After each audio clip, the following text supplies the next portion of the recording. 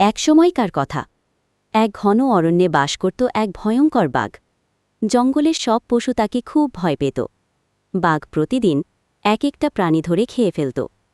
একদিন বনের সবাই মিলে সভা করল, এইভাবে চলতে থাকলে আমাদের কেউই আর বাঁচবে না। তখন এক বুদ্ধিমান খরগোশ বলল, আমার একটা পরিকল্পনা আছে, আমাকে শুধু একদিন সময় দাও। সবাই রাজি হল।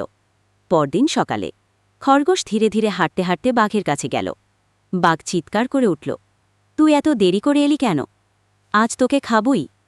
খরগোশ ভয়ে ভয়ে বলল, ও হুজুর, আমি তো সময় মতোই রওনা হয়েছিলাম, কিন্তু পথে আরেকটা বাঘ আমার পথ আটকে দেয়।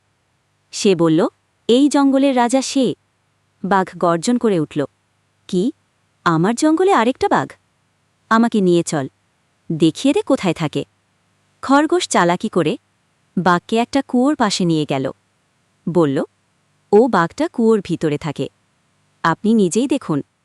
বাঘ কুয়োর ভিতরে তাকিয়ে দেখে নিজেরই প্রতিচ্ছবি।